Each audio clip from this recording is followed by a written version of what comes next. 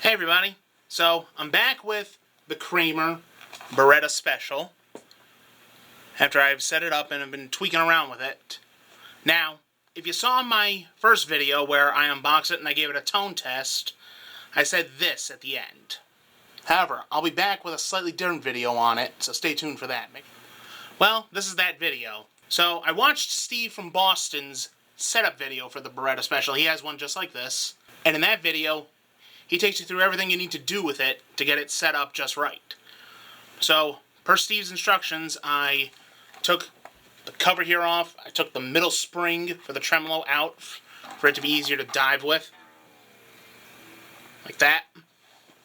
And I also wrapped the springs in tissue paper to keep them from rattling, because anyone who has a guitar with a tremolo knows spring rattle when you're hitting chords is definitely gets annoying. Okay, after that I lubed the nut with the D'Addario lubricant. That's what Steve used in his video.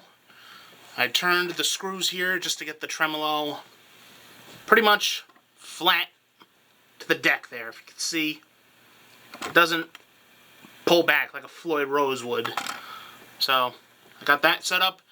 And then at the end of Steve's video, he explains that you should take this cover off, and there's a capacitor or a resistor, not sure which one, on the volume pot that he recommends you remove because it helps the guitar sound better. In addition, I had Andy K comment on my unboxing video explaining that I should do the same thing. Remove that resistor or a capacitor from the volume pot.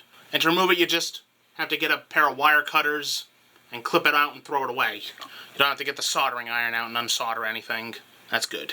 Now, when I first saw Steve's video, this got my curiosity going. I was wondering just how much better the guitar sounds without that capacitor in it. To find out for sure, I'm going to do a little before and after test. First, I'm going to play 3 examples, clean and dirty, with the resistor still attached to the volume pot. Then, I'm going to play 3 examples after I remove the capacitor and resistor. I'm going to play each one with the volume knob set all the way up to 10, then at 5, and then at 2 or 1.5, which with the resistor in at least is the lowest the knob can be set and still get a sound out of the guitar. Okay, let's see how this goes. Also, if any of you were curious as to my setup, I just have the guitar plugged in to a cable, which goes to an SMG cock blocker noise gate, and then it passes through the wah pedal and the flanger. These 2 pedals aren't on, I'm not using those.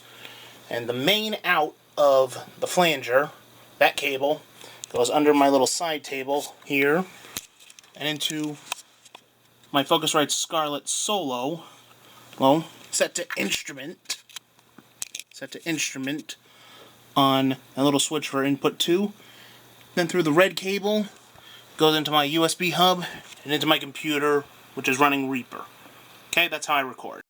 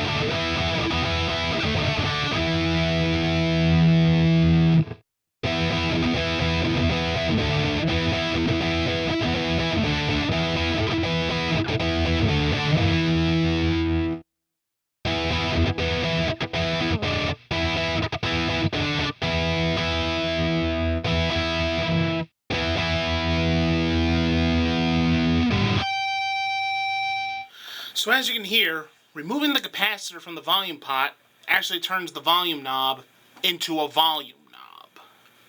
Before, with the capacitor in, Steve explained that's Kramer's version of a treble bleed, which means when you lower the volume, it supposedly keeps the treble intact a little better, or I don't know. But what you sacrifice is the gradient of rolling the volume from 0 to 10 and back down to 0. So when you take that resistor off, you gain that ability. So I hope you found this video useful, and you'll probably do it to your Kramer Baretta special if you want a volume knob that actually works. Big thanks to Steve from Boston for inspiring this video. Go check his channel out. I'll have it linked below.